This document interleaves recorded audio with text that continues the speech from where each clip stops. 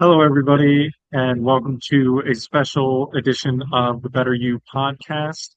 I have with me Allie Bailey, intake coordinator at LAMCO Wellness, and Coach Kevin, who is here to talk to us about athletic excellence and the mental part of uh, athletic excellence. I'm going to kick it over to you, Coach Kevin, to kind of introduce yourself and tell us a little bit about your story. Okay, well, I'm Coach Kevin McIntyre. I started a program that we call the Academy. It's all about preparing elementary and middle school kids, one, to make their high school team, and then eventually to go on to college. It started with my son. One of the problems that I had down here, especially in Miami, is it's hard to find, how do I say, like professional training. Hmm. There's a lot of like YMCA, I-9, very, how do you call that? Like very rec type training Yeah, that's available. So I had yeah. to train him and then some of his friends, and then just became like super successful. And I had parents reaching out, and so then we've expanded. Now our program is designed to one. I don't. Well, basketball is broken down into like three different areas.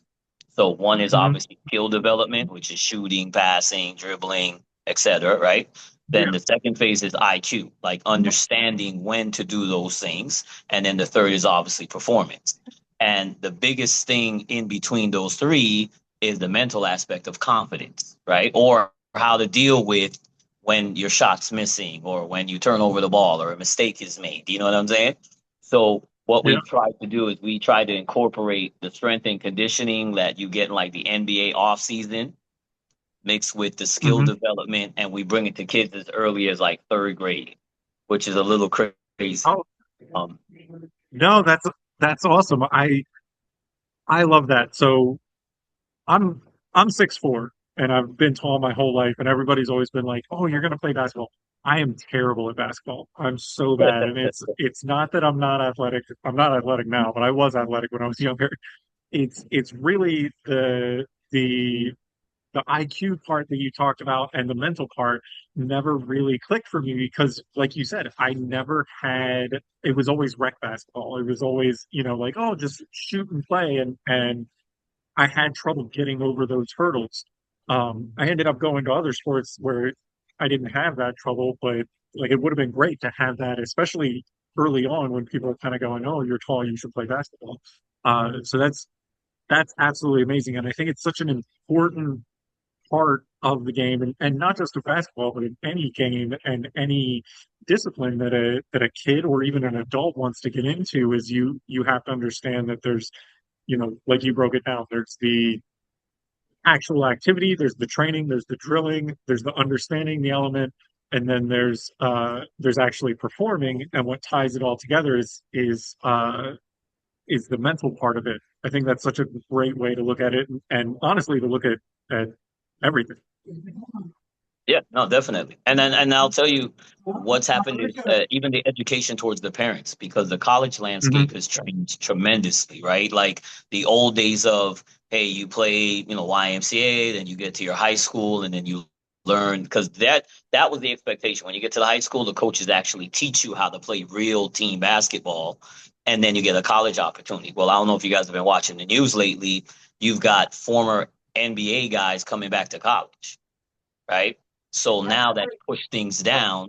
So now they don't want the young guys from high school anymore. So if you're not already bigger, if you're not already stronger, if you're not already faster, if your shot's not already there, if you're not mentally locked in, they're just not even going to waste their time with you because they need you to be able to compete against 25-year-olds right now. You see what I'm saying? So the window has shrunk. And what a lot of parents don't seem to understand is you don't have a lot of time. So if your child is interested in sports, it becomes highly stressful, right? Because here I am, I'm in fourth grade, and I got to learn how to run sets. I got to learn how to screen and roll. I got to learn how to set a pick. I got to learn how to knock down shots. I mean, the intensity and the expectations has risen through youth sports tremendously. And the area that's the most impacted, I'm telling you right now, is the mental aspect of the game where no one is telling them how to deal with that. Another simple example, I shoot well in fourth grade, right? But then let's say I get to sixth grade, I'm playing kids a little bit bigger, a little bit faster. Maybe my shot has to change. My performance goes down a little bit, right? Well, I just have to continue to develop. See, what happens is the minute they run into that wall, now I suck. Oh, I'm not good. They start bringing that into the aspect instead of, okay, here's a hurdle. Now, how do I overcome that? Well, I got to train a little bit more. I got to change this. I've got to, right? They don't look for the solutions. They just focus heavily on the problem. And the parents don't know what to do. And Yeah, that's and where I and think it's it's a big, I'll go ahead. no, I'm saying I that's feel why I like think it's it's a so big component. natural. Uh, Absolutely. I think it's so natural a for a kid to do that too. Like I ended up playing hockey. Like that was my sport of choice. Just because it clicked mentally with me a little bit faster. But I remember when you're playing hockey, there's this huge transition for kids when they go from non-contact to full contact, and like you see a ton of star players in that period drop off, not because they're not star players anymore, but because they don't know how to deal with the physicality anymore, and they just never develop the mental capacity to start doing it. And I remember my coach at the time when he was doing that, he took like half the team and just worked on them on the mental side of it, on being able to deal with, like getting hit. And I think that maybe there's not just such a huge jump in other sports like basketball or any other sport, but there is always a jump when you go from well, basically, when you enter into the puberty area where kids are just suddenly much more athletic and they're much more developed, and it's always hard to, I think, to keep a talented kid focused on the game in that period because they go from being the best to really having to grind to get to the area where they're still feeling like the best. Oh, yeah, absolutely. Absolutely. Yeah. Sorry, I've been monopolizing the conversation. I wanted to get Allie's opinion on some of the things that we've been talking about. Yeah, no, and it's exciting. So, Coach Kevin, I don't know if you know a little bit about my background outside of mental health, but I was a NASM personal trainer for many years, and I worked for an Ivy League university in Connecticut. And it was a really great experience because I was able to work not just with the, staff and general population, but I'd work with the athletes as well. So a lot of lacrosse, football players, and even kiddos that would come in for, strength and conditioning. And it was just so interesting to see the perspectives, but also how they would come in and say, hey, like, I want to be Steph Curry. I want to be, and they would name all these different players. Funny enough, talking about basketball, I know last night was the Knicks and the Spurs game, and today I'm just very happy that the Knicks won. So with us speaking about basketball, all of these different types of sports all have something in common, right? We all are competitive as athletes. We all want to win. We all want to be successful. So I definitely see the mental resilience as a factor, especially when not just when you're playing like a full game, but also in the dress rehearsal or the practice sessions. Yeah, I mean, just to highlight the Knicks game, think about this, right? They were down, what, 29 points at one point in the game? How Yes, many other people would have just said, all right, we'll see you next game? right, right. You get what I'm saying? Like they could have just said, all right, we lost this one, we'll rebound next game. No, they Yeah, fought the whole time. They locked in, they stayed focused, they competed every minute, one bucket after the next, right? One yes. possession after the next. The mentality of that team is tremendous. And it probably speaks to a lot of, and again, obviously we don't know the outside interactions, right? They might have a sports psychologist on staff. We don't know what's happening behind the scenes. Obviously, we give the credit to the coach, Yeah, but it just shows you that they believe in themselves, they believe in the team, they believe in their coach, they believe in their system, and that's more powerful sometimes than even the most skilled player. I mean, Wemby is obviously a huge talent, right? I mean, yeah, currently in the NBA, based on his size, his skills, there's really no one like him. But it right. shows you that that mental aspect can overcome that anytime. And let's be honest. the people who actually failed mentally in that aspect was actually the Spurs, because you went from a 29-point lead, you let these guys get in there, they started chipping away at you, and you didn't have the mental fortitude to stand firm and battle for your spot. I mean, even that last possession was just like they thought they won the game. They thought it was over, and this guy Yeah. came and saved it, and it right. You see what I'm saying? They Yep. thought it was over. Like, there's no way they're gonna score with 3 seconds. Okay, bro, there you go. And you Right. lost the game, you know? Yep. So Yep. sports is amazing. I mean, I I got into coaching, like I said, by accident in a sense, because it had to do with my son. And now I would never, I mean, I'll do it all the way till I'm dead, right? Because I just love dealing with the kids. I love watching them change. Again, something that's unique to our program, right? So even with our little kids, when a game's over, we tell them to write down their perception of what happened in the game, right? Like how many turnovers you had, what did you do good, what did you do bad, what could you have done better, right? Because we want them to understand that when you're playing on a court, there's the coach's perspective, the referee's perspective, your perspective, your opponent's perspective. Everyone has a perspective, right? And you got to start learning how to look at things from multiple angles. You can't just look at it from your point of view. And I'm telling you, we do a lot of things just to try to get these kiddos prepared because we know what college is going to look like. You know what I'm saying? And for them to get an opportunity to get there, especially in this climate, unfortunately just have to start early, which sucks because if you talk to any sports psychologist, they always tell you don't don't like prioritize one sport over the other, right? Like, hey, do some soccer, do some flag football, da da da. But the timing is so short now. Again, another simple example: you're in fifth grade and you're going to sixth grade. You're going to be in middle school, right? That middle school program, if it's not a strong, solid program, it's not developing you for high school. If you get to high school and you can't already shoot, make layups, set screens, know how plays work, you're not even going to make the team now because the recruitment is just so different. So, unfortunately, I just feel like parents just need an opportunity to educate themselves on everything from the atmosphere and the environment to the mental aspect and what they can do, or maybe even a course that they can take that helps them. Like, hey, you have an athlete, student athlete. This is some of the ways that you can help them, because even parents, sometimes the expectation is so high that they don't give the child the opportunity to improve. You know what I'm saying? They're right on top of them, like, Johnny, you should have had 30 points. No, he had 15 and 12. He did good, you know?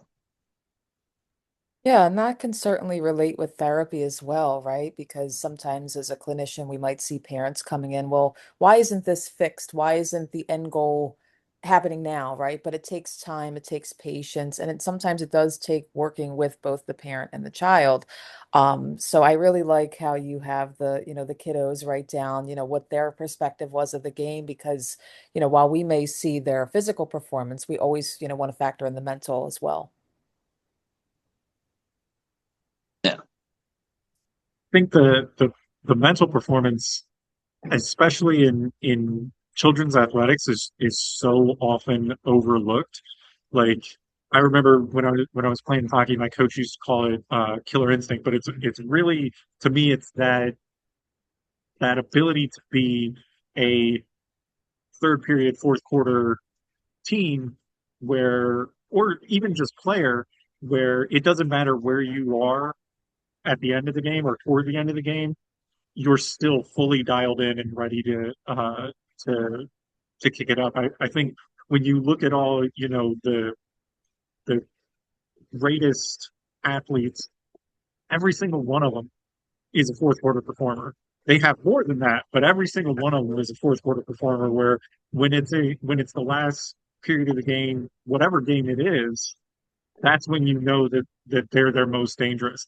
And I think that speaks to the importance of the mental aspect of the game and how much we need to educate kids on how to stay in the game for the whole game and not get discouraged or not get overconfident or any number of other things that happens in the game. I can't tell you how many hockey games I ended up winning against more athletic teams because they lost the mental. No, no, 1,000%. Now, as a question, Ali, for you, is there is there a systematic process that you think we could do to take an athlete from point A mentally to, let's say, point B? Is it like, or is it just so random that you can't even really systemize it in the sense? Like, I'll give you an example. Like with me, if you come in as a beginner, like we have certain exercises that you do as a beginner, right? And then as you progress, we modify them, and then we change, or we teach you something in phase two that we don't teach you in phase one. Is there anything like that as far as just with kids and parents mentally? Is there anything in your mind that can kind of be systemized that way, where you get a brand new kid in, let's say, who might not believe in himself so much, and is there any little things, that tips that you could give us to maybe help them along that path? Sure. And again, I'm thinking kind of a cross between the training and the mental health aspect here. But in both, I mean, in both experiences that I've had, at least with a kiddo, they come in and sometimes they might not necessarily not trust you, but not trust the process, right? Because it's all new for them, including not believing in what their capabilities are, even believing in themselves, right? So it's building the rapport with the person, but also building the rapport with the family. That is certainly the core aspect of it. Because again, I mean, we can teach, we can throw a lot of different processes down the line of, hey, this is what we expect of you and things. But if there's a misconnection between the kiddo, parents, and us as the professionals, it's going to cause a disruption in the process itself. So I would definitely say doing the baseline types of exercises as you've done of having somebody recall their thoughts and feelings in each, we'll say, session, because that's something that us on the clinical side we do. We do clinical assessment tools with somebody like, and I'm just throwing out an example like a GAD-7. Somebody presents with a lot of anxiety. Okay, maybe this first or second session, depending on how the working relationship is being built on that foundation, we'll assess where their anxiety is. And then we revisit it, a few months later, after we've developed some coping skills, after we've explored one's, received, thoughts, because again, everybody comes from all different areas of life, all different experiences, and they might have a presumed idea of what the outcome or the process is. I think about a kiddo that I worked with who, came into therapy and their goal was to be out of therapy. And I'm like, well, that is a long-term goal to be out of therapy, but let's get you the tools that you need. So that was our deal, our ability to work together of, session by session. We're unraveling the onion, figuring out what's inside of the core, why they felt the way they felt, and then giving him the tools that he needed essentially to, overcome that problem. Yeah. I also think that to add on to Ali's answer is, as somebody who's been in therapy my whole life, um, one of the things that I think is really overlooked with therapists is that every therapist, no matter what their licensure is trained in CBT. Like that's the one that you have to get training in. But there are other methodologies. Ali, please correct me if I'm wrong. I think I have all, but uh, DBT, ART, and ACT are the ones that I'm thinking of.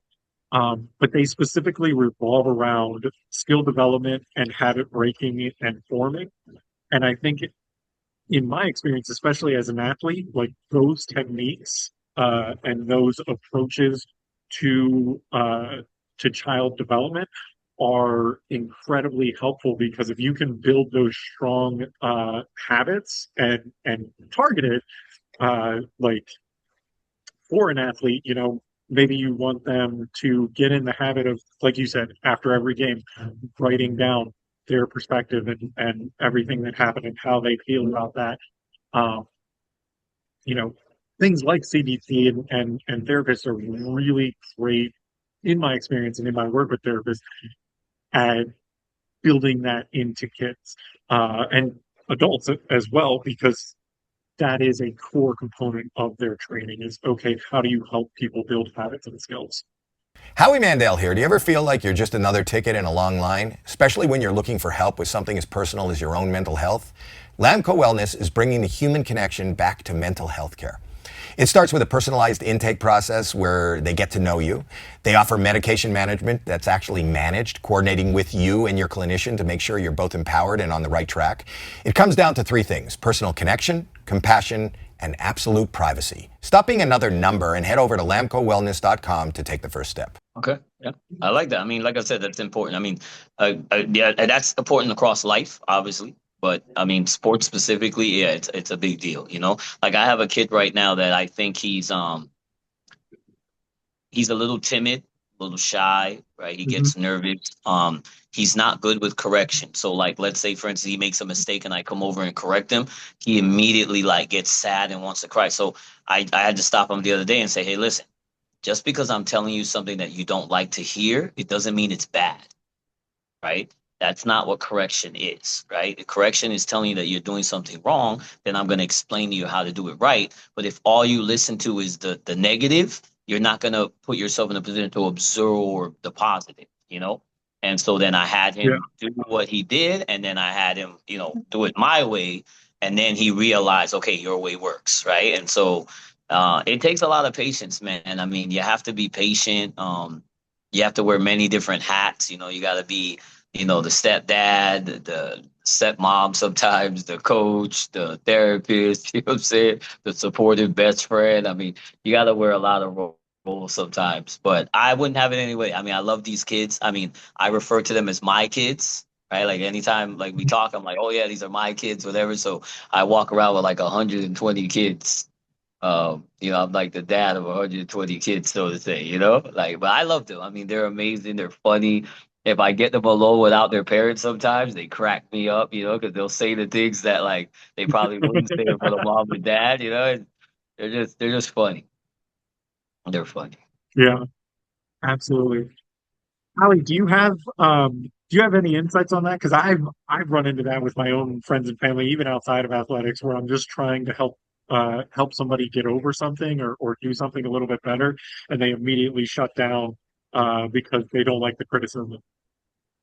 Yes, absolutely. And I have it in both the mental health side and the athletic side because, you know, as a working professional in helping professions, you'll see people sometimes more than their family or friends see them. And you'll see them in different moments where they're more vulnerable about how they feel mentally and or physically. So I am thinking about like 10 different clients of fitness background that I'd worked with. And, some of them came from out of country to come and train, well, come to go to school, but they were training with me at least 3, 4 times a week, all different, sport backgrounds, all different goals, right? But they would tell me, I'm afraid of going home for spring break or summer break because I have an A- in this course, or I have this issue, right? And if they go home to their family, like they might not even be able to stay with their family. So it would cause such a mental block. Even with training, I would see them become very frustrated and angry with themselves and essentially shut down. Like they were like, well, if I'm not studying, sitting in front of my books, then I'm not successful, right? So they would identify their success with their academics, whereas, there's so many other areas that they could use to have a coping skill, to have that outlet. So I would remind them, a lot that academics is one portion of your life. Again, very important. We're not downing that, but the physical aspect as well can help you. So especially when working with kiddos, right? Like I would see, so I worked for a YMCA.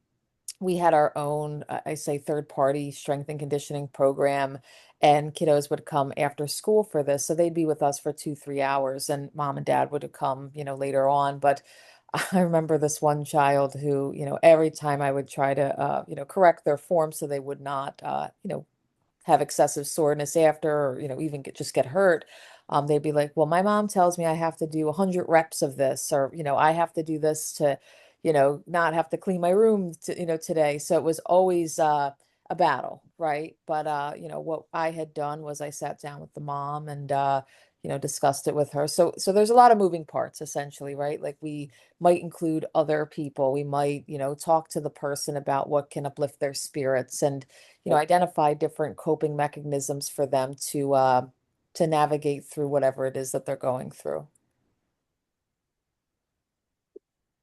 think that's an important thing to, and it does make it difficult at times, but everybody reacts to different things differently. You know, we're all individuals and not the exact same, but um, there are certain things that, for lack of a better term, have a higher chance of success. Like I remember right before I went into full contact, I was in, a playoff series and we were up against one team and I was a defenseman and there was this kid on the other team who just had me beat every time.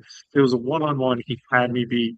And it got to the point where he was just in my head that he didn't even have to try anymore. He just knew that he had me, and I knew he had me, and it was terrible. I was so embarrassed, and I remember my grandma was watching, and because like my coach is trying to tell me like how to stop getting beaten, and I'm not listening. But my grandma was watching, and she said, "Look, it's okay to lose, and it's okay to be bad at this. It's not okay to stay that way." And for whatever reason, like that was the thing that got me to start listening to my coach and got me to start paying attention. But I've said that to other people and been like, "This is what worked for me." They don't care. They're like, "Yeah, whatever." So it's always interesting to try and find the right words to get through. You know? Yeah, yeah, yeah. No, and something that's really funny is that a lot of times when it comes down to, because I learned this, because when you do martial arts, right, one of the things they tell you is it's not necessarily about power or size or this, right? It's usually locked into the technique. And that's usually true about all sports, right? A lot of times, no matter how big the person is, if you apply the right technique in the right situation, you can overcome that, right? But it like you said, it goes back to the trust. Like Ali said it earlier, where it's like they have to trust the system. They have to trust what you're telling them to do. I had a funny situation where we were playing. Our teams play nationally, so they play like Adidas, they play like Nike, EYBL, even for fourth grade. And we had a situation where we are playing against a bigger kid, way bigger. And I sent in this little kid, and I'm like, look, you're gonna get the steal. And everybody looked at me like I was crazy because the other kid is way bigger. He's way smaller. The mom was like, man, my kid's gonna get run over. And I'm like, listen, ma'am, trust me. I say, if he goes in and does exactly what I say, we're gonna win this game. He goes in, he does exactly what I said, we won the game, right? And after I explained to him, it's because of the height of the gentleman that he was guarding and how short he was actually right in his dribble range, right? So every time he pounded the ball, he was so tall that the ball would basically go from the floor almost to like that kid's face. So I was like, bro, you're in prime area to steal that dribble because he has to dribble so low and you're already there. So as soon as the ball came down two times, he stole it, went the other way, made the layup, and we won the game. And the kid's face was like, bro, he just won a Super Bowl. You understand what I'm saying? Because we won that game because of him. You know what I'm saying? So moments like that are great. Now I watched that same kid like 3 months later. We had another opportunity to win the game. He had a wide open shot. He missed. And then he went through that opposite mental feeling, right? The first feeling was, hey, I won the game. And he swung all the way to the other side. And I remember having a conversation with him. I was like, listen, you win some, you lose some. But what I don't understand is how you go so high on yourself when we win, but then how you go so low on yourself when we lose. And we're not just losing because of you, right? It's cumulative. It's a bunch of different things that have happened within the game. Maybe a missed free throw, a missed layup, a foul that wasn't called. It wasn't that three that you missed that cost us the game, right? It was other things, other factors. So it's that kind of battle, just dealing with the kids and getting them to not be so hard on themselves, right? Not to. One thing I love about Steph Curry, and when you talk about mental aspect, I've watched them come out in, let's say a game, and let's say it's the first half, and he'll go 0 for 16, 0 for 22. He'll come out the next half and kill you. I mean, you know what I'm saying? He'll go like 16 for 18 from three. And it's because his thought process has never changed, right? Like his shot was just off. It was just a bad possession, whatever it is. But he comes out the second half playing exactly what he played the first half, but now he just starts knocking them in. You know what I'm saying? And so it's getting people to understand that, like, you can do that. I told him a funny story so just to give you a little bit about my background, right? I worked in corrections for a few years. Then I went and worked with Hmm. Capitol Police, and I ended up working for a security firm, like a private security firm, for Hmm. Hmm. about 15 years, right? Hmm. Well, the owner of the company, he decided that he was going to retire and give it to his son. So he was like, "Oh, I'm going to give it to my Hmm. son." I was like, "Bro, there's nowhere I'm going to work for your son. He's younger than me." I was like, "All right." So I quit, right? And I started my own company, right? That's why you see Maverick Security, Hmm. right? So we started our own company. Hmm. Everybody was scared, but not me, because I knew what I could Hmm. do. I knew what was going to happen. You get what I'm saying? Like, I could see it like Hmm. the writing on the wall. You know what I'm saying? And so now I have more free time than I've ever had before in my life. You know what I'm saying? I'm enjoying myself a lot more. Like, I took the risk, but I knew what the reward was. You know what I'm saying? And it all just starts with belief. Like, if I didn't believe in myself, I would never be able to make that jump. You know what I'm saying? So it's Yeah, more powerful than anything else. yeah, absolutely. I mean, I feel like as athletes and as people, we tend to focus on what we can do, which is great and it's very important. But I think what is, especially when we talk about like peak performance and high tier performance, the question isn't as much what we can do, it's what can we do consistently? What can we do even when we're up against the wall and things aren't looking good? Um, and I think that, you're absolutely right. It's getting more and more important to develop that skill in children earlier and earlier, because the expectation is for them to have it earlier and earlier because they're competing with uh, you know top tier talent earlier and earlier. Yeah. I mean, this thing about even college, like, remember back in our day, right? You didn't know what you were going to actually study till you got to college. I mean, we all said things like doctor, Yeah, lawyer, or firefighter, whatever. But when real life I hit, switched my when you major three graduated, times. yeah, when you graduated high school, you didn't really know. But bro, today the kids gotta kind of know, with AI coming up and Yep. with all the changes. So, you know, I I try to have a friend of mine told me once that kids can learn depending on how you treat them, right? So if you're doing the goo goo Hmm. gaga baby stuff, then they do baby. If you talk to them like a regular adult, they start to think like adults. And that's where I kind of got the idea of start treating the kids like they're professional athletes, right? Start training them that way, giving them the option to strength train and lift and do all these other things. We have a great he's a sports performance specialist, and he normally works with some guys from like Kansas City Chiefs, Buccaneers, things of that nature. But he's now kind of expanded to kids, and man, he does a phenomenal job, bro. Like he structures it obviously toward their age group, so it's not like you have a little kid squatting. You know what I'm saying? But he's teaching them like functional strength, how to use their own body weight, build up their core, things like that. And to be honest, if I could go back in time with my son, I would have actually Hmm. started him first with the strength component Hmm. and some kind of mental aspect before we even got into the sport. I would have spent maybe second grade, third grade just dealing with that alone and building up that kind of foundation, and then I would have branched into sports. No, absolutely, absolutely. My wife is pregnant right now, and I find myself having these conversations with her about like, okay, how are we going to layer the development of our son, to kind of get the most out of it so that he's not learning something too soon or too late or anything like that. And to this is going to sound uh, so cliche, but one of the things we keep coming back to is it's fundamentals. Like you have to start with the fundamentals, and I think we tend to, especially in the athletics world, we tend to look at the fundamentals of as things like dribbling, passing, shooting, and you can even take it another step back toward the fundamentals of, okay, where's your head out? Where's your body at? Are you in shape? Are you mentally prepared for the game? Yeah, yeah, of course. That's what I'm saying. I mean, it's vital, and it's something that's important to get back to our parents and the culture, and I mean, even just us in general. Like, we're not in shape the way that we used to be back in the day. And that's just because we've put that stuff to the back burner. But it's the most important. I told my son, I said, listen, once you get in shape, stay in shape, because it's always hard to go back to being in shape, right? So once you get there, bro, 10 push-ups a day or run on the whatever you got to do, keep it. You know what I'm saying? Because once you lose it, bro, it's a battle with father time and I guess genetics or whatever to get it back, you know? So yeah, it's vital. It's vital. Yeah, yeah.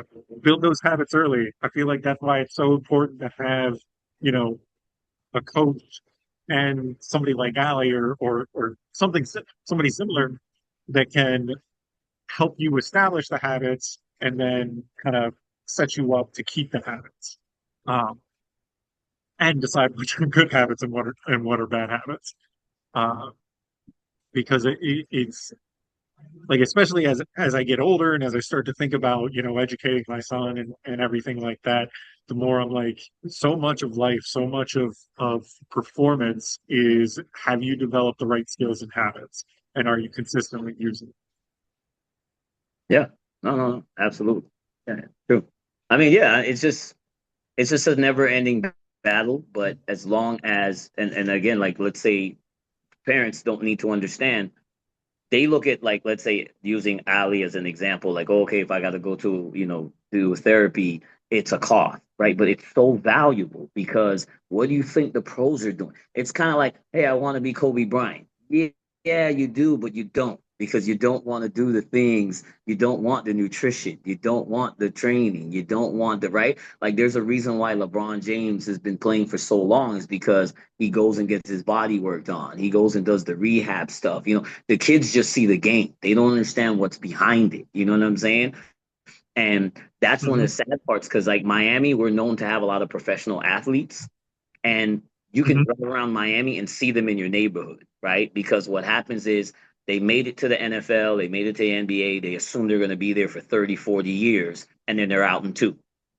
Well, why are you out in two? Because you were at the club instead of the weight room. You see what I'm saying? And like, the kids need to understand the importance of, look, I want the dream, but I have to do the work. You know what I'm saying? Yeah, And that work is both. absolutely. That's a few years ago, because I'm from Chicago, so we're all Michael Jordan fans. But a few years ago, I was talking to somebody who was like a super fan of Michael Jordan, and they were telling me about how early in his career he was getting really frustrated because even though he's very athletic and obviously, a star player, there would be just bigger, more powerful uh, players that could just beat him physically, because they were just bigger than him and had more mass to kind of push him around. And so over the next 3 years, he had a plan to put on 15 pounds, exactly 15 pounds over 3 years, so that he never lost any of his flow, but still had more mass that he could start pushing back against these bigger guys. And so for 3 years, he had a diet and a specific workout regimen and everything that he had to stick to put on exactly 15 pounds, but he did. And obviously that worked for him. Um, but like, we as fans, we don't see like that's the dedication it takes to perform at that level. Like, you really have to put a lot of intentionality into not just the game, but what you're doing outside the game, what you're doing mentally. Speaking of Michael Jordan again, I don't know if you saw the documentary, but he had like a competition chair in his house where he would like sit and think about things, and I was just like, man, that's crazy, but also that's why he was so good.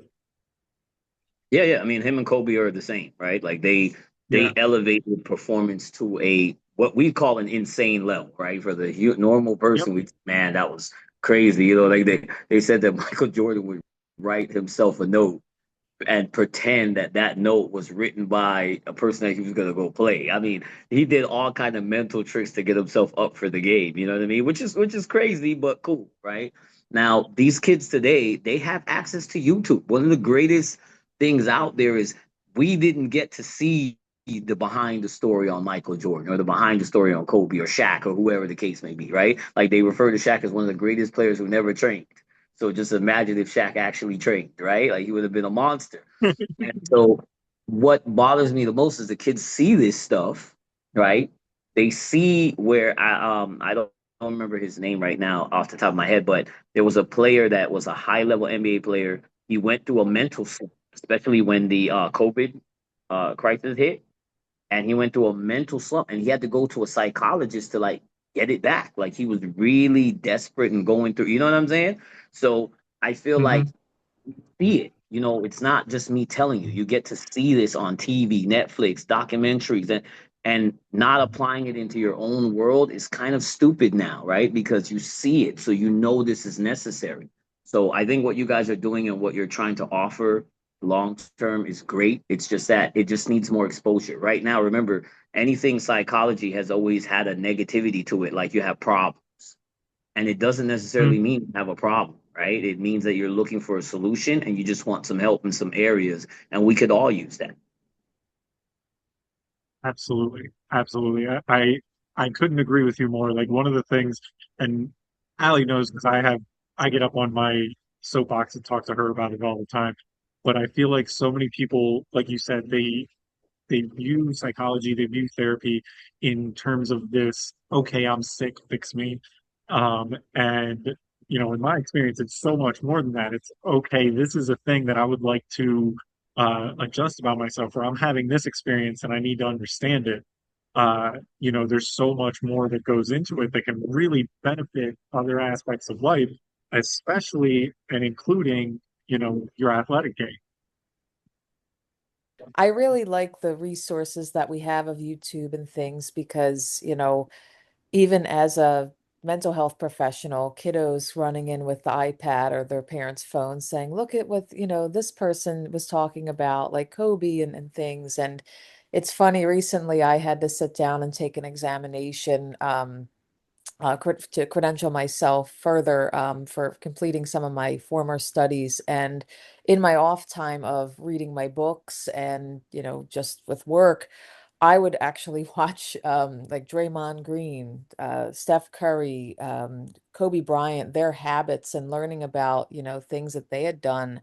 And kind of going back a little bit about Kobe, right? Like he would, during their traveling time, he would train at 3, 4 in the morning, brought on, I don't know, 2 or 3 hours of sleep, and then go back and train with the rest of the cohort. And they were like, dude, you're crazy because, you know, aren't you physically exhausted? He's like, yeah, but I'm here to win. I'm here to carry us and I'm here to, be a part of the team. I'm not lazy. I want this more than, I feel anybody wants this, right? So it is that mental push that you have for yourself, but I think it also contributes to when we are on a team, we can motivate other people, not just ourselves. Yeah, and look at the Olympics. If you look at the Olympics, I don't know if you remember, they had put together some of the greatest stars from the NBA, LeBron James, Carmelo Anthony, and they couldn't win. And then they went and got old Kobe and a couple of the older guys, and then all of a sudden we won because they brought in a different mental aspect of the game. The younger guys are just showing like, hey, we're the best players in the world. There's no way anybody could beat us. Wrong, right? And then Kobe them came in with that work ethic, that mental focus, right? And then we ended up winning. So yeah, it's a big fact. I think that that's so important is we've seen throughout the history of sports that a well put together team works a lot better than a team of stars. Like where they can all communicate and coordinate and everything in every sport. I feel like we've seen that uh, come about, and that sort of stuff is entirely a mental aspect. How are you communicating? How are you coordinating with the people that you're playing with? How are they relating to you? Um, and what are you bringing to the game, both in the game and out of the game, with each other? And that's something that I think when we talk about athletics and when we talk about you know, the NBA, the NHL, MLB, whatever it might be, we always talk about the in-game performance.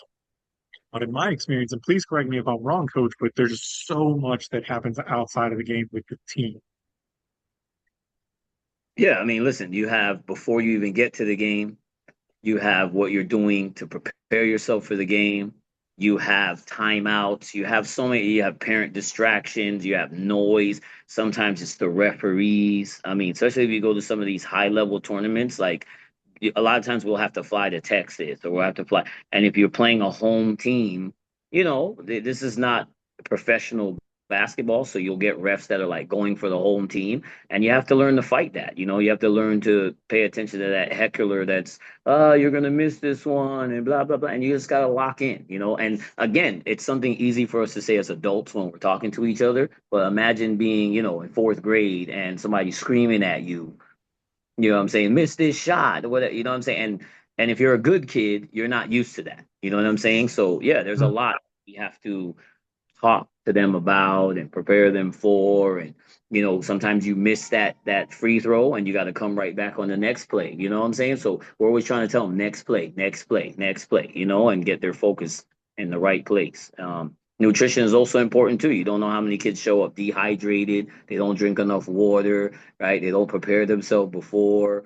They eat the wrong things, like yogurt and milk before a game. Like it's just so much that everyone needs education on that it's very there's so much that goes. I've got a kid that if he eats the wrong snack before the game, he mentally tells himself that he's not feeling good regardless if he's feeling good or not. In his mind, he did not do what he normally does. He didn't have that apple. Instead of the apple, he had a Snickers. Oh my God, my game screwed up. Like, yeah, people, it sounds crazy, but it's real.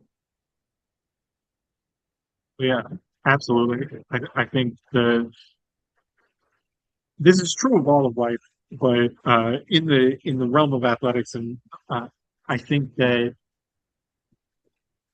we we are hopefully as a society starting to, to understand what all of the great athletes already knew, which is that it's not one thing, it's a combination of a whole bunch of things that you're bringing together to make your performance at that level.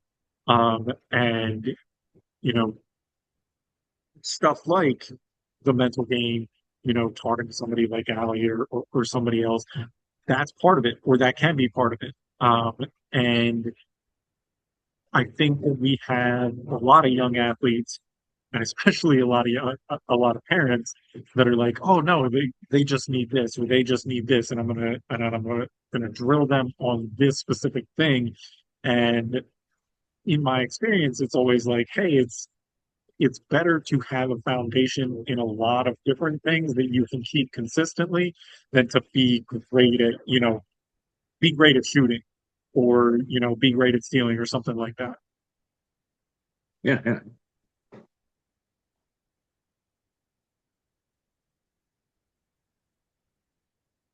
So, Ali, I wanted to ask because you've worked with athletes on both ends of the spectrum. Yes. What do you see in terms of uh, like the biggest hurdles, or what have you seen in terms of the biggest hurdles to performance success for athletes, both mentally and physically? What what tends to trip people up? Yeah, so the physical aspect, I would certainly say people comparing themselves to their peers. Maybe someone who's been in athletics a little bit longer than them, even if it's by a couple months, right? Like, well, that person's been training since XYZ, whereas I started here. And, maybe I didn't come from a family of athletes, right? So definitely have seen and heard those concerns. But, I say every body is different, right? Because hey, we have different genetics and things, and maybe even though that person or those people have started training before you, your body can adapt and utilizing the right tools of eating well and training very well, you can, see different results, for yourself. Mentally, I would certainly say that people will say, I don't have the time. I don't have the time to dedicate like other people. So again, kind of like physically comparing ourselves to other people, but the time aspect, maybe people have to work multiple jobs, to put themselves through school. This is going back to the Ivy experience of me being a personal trainer and being a student for mental health at that time. Well, I have to pay my way through school. I can't always be in the gym. I can't always eat well because I'm on the go. But making those accommodations and, doing what they needed to do could help them to be on the path that they needed to be. Absolutely. Absolutely. Coaches, did you want to add anything to that? No, no, no. I mean, she said it beautifully. Yeah. One of the things that you brought up just made me think of my coach when I was younger. Uh, I can't even remember what I wasn't doing off the ice that I should have been doing, but I remember telling my coach, "Oh, I don't have the time to do that, so I just am not doing it." And my coach got in my face and he was like, "You have the time. There's just other things that you think are more important." And at the time, I wasn't paying attention, and I was just kind of blowing him off because I was a teenager, you know. Uh, but as I get older, the more I'm like, that is really a core of it for for a lot of athletes and for a lot of people trying to perform is they get distracted. I got distracted. You find things that you feel are more important, or even if you're not actively saying internally, hey, this is more important, but it's something else. Uh, like you go out and party before a big game or something like that, and you know that that's not a good idea, but you do it anyway because you want to do it. And I think that that goes back to, you know, what what we've been talking about this whole time, which is the mental aspect of it and dialing in and understanding the game. Yeah, because I like take myself, right? I didn't grow up in like an emotionally type family. So I'm Mm-hmm. not considered soft, right? I'm not considered soft. But I am also emotionally driven. So like if I'm having a bad day or I feel down, I won't perform as Mm-hmm. energetic or as enthusiastic, right? If I feel lonely or I feel tired, if I have some kind of mental feeling that's affecting me, it affects my performance in so many different ways, right? And I think the biggest mistake we make is we look at them as kids. Now, yes, they have stupid stresses, right? Like compared to us as adults, like me worried about paying the, I don't know, car insurance is totally different than you worried about getting ice cream, right? But in their world, in their moment, that's big for them. You understand what I'm Mm-hmm. saying? So making sure that they know how to cope with that is just as important as us learning how to cope with, like our stuff. You know what I'm saying? Um, them not feeling like they can express themselves and them sometimes hiding their feelings or, et cetera, et cetera. It leaks out into everything that you do. So imagine being at home, your parents get into a huge argument.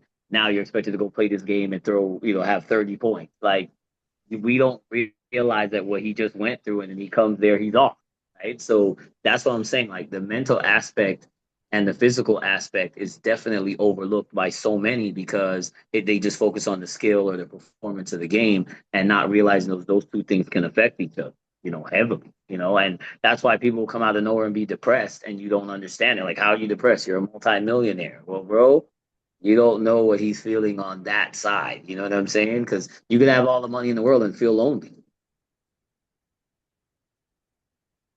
I think that's such a huge point. I can't even remember what it was, but I was watching like a competition reality show, and there was where like the whole season is one competition, and there was one dude on there who was just he was killing it, and like he was the favorite to win, and he was talking about how he was going to get married and he was going to use the money to do like a really nice honeymoon and everything, and then uh, him and his fiance broke up, and then it was like he was eliminated the next round. And I think that goes to what you were just talking about, where we tend to overlook the emotional impact of how like being off emotionally or being off internally can really weigh down our performance in everything. And even if if we have all the skills and we have all that development, if we're not connecting, with who we need to be to perform, then we're still not performing. And I mean, and then not trying to make it about sex, but I do think women have a little bit more of an outlet than men because culturally you're kind of taught to talk about how you feel and then your girlfriend backs you up. With men, it's like if my best friend calls me up and starts talking about his problems, you're like, bro, shut up. Right? Like you don't get the same love and support amongst the male population as you should. You know what I'm saying? So it's just a lot that needs to be understood, and then that is even worse when it comes down to kids, right? Because again, you have a kid coming to their mom complaining about something. You're like, bro, shut up. You don't know what life is. You don't know what hard is. But in that moment, that's what's hard for them. You know what I'm saying? And so you have to teach them like how to evaluate the situation. Look, I have a younger son and he's gonna play football right now, right? And he says to me, look, I just want to be a tight end. I just want to catch and I just want to have fun. And I'm like, all right, cool. I'm like, but if you're really serious about football, you're going to have to train. See, you can't just show up and play. You have to train. There's an aspect of it that you have to train. And he says, yeah, yeah, yeah, yeah. I'm gonna do that. And I'm like, all right, cool. So I get him to start going to do the physical training, which is hard, right? And he recognizes that it's hard. But after the first two workouts, he comes back and he goes, man, I'm getting stronger. I see the value in that. I said, of course, because the strength is going to give you the confidence to play the game. You see what I'm saying? It's all connected, which is going to give you the belief that you can play the game, that you are stronger, right? Like doing all those things connected, they feed to each other. Yeah.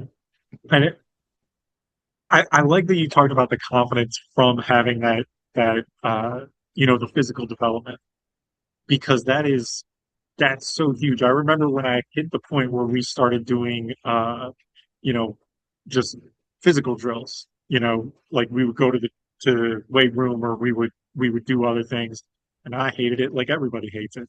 And then I don't remember when, but I remember the sensation of just recognizing that my body flowed very smoothly and very easily, and being like, oh man, I can run a mile. I can jump, 10 feet in the air or whatever. And like just feeling like, yeah, I can do this. And going into the game with that level of confidence and kind of feeling like, yeah, I am that level of athlete because I've done this physical training. Um, and I agree with you. I think especially like as you were talking about in rec leagues, that's something that's really overlooked. Yeah, absolutely.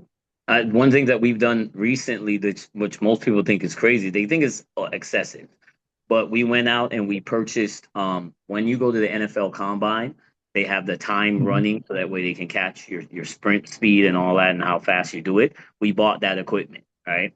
When you go to the NBA, you got to do your vertical leap and that. We bought those equipments and we test them. Like I don't care if you're in fourth grade. So you know how many kids like have been surprised that, damn, I didn't know I was that fast. Oh my God, I didn't know I could jump that high. Oh, I did. And then what's funny is now they're trying to compete, right? It's amazing how people don't understand like how important all those things tie in. Yeah, absolutely. And I also think that one of the things for building confidence, for building the mental aspect of the game, is being able to see progress. And because like when you're in it, when you're doing it every day, you don't necessarily see the progress unless you have a set measurement to stand yourself against. Um, like I remember we would do hitting drills, and okay, you do hitting drills, but then we had basically a football blocking sled, and we did it, and I could see like, oh, my check, and I'm knocking that thing back into the boards from halfway or center ice basically. And I was like, damn, I'm really developing. And that was a huge moment for me of recognizing the progress that I had made, and the confidence that came with that progress. Howie Mandel here. Do you ever feel like you're just another ticket in a long line, especially when you're looking for help with something as personal as your own mental health? LAMCO Wellness is bringing the human connection back to mental health care. It starts with a personalized intake process where they get to know you. They offer medication management that's actually managed, coordinating with you and your clinician to make sure you're both empowered and on the right track. It comes down to three things: personal connection, compassion, and absolute privacy. Stop being another number and head over to lamcowellness.com to take the first step. Absolutely. Absolutely. Thank you for tuning in to the Better You podcast, where we were talking to Coach Kevin of the Academy about high performance athletics and the mental aspect of the game. Thanks again.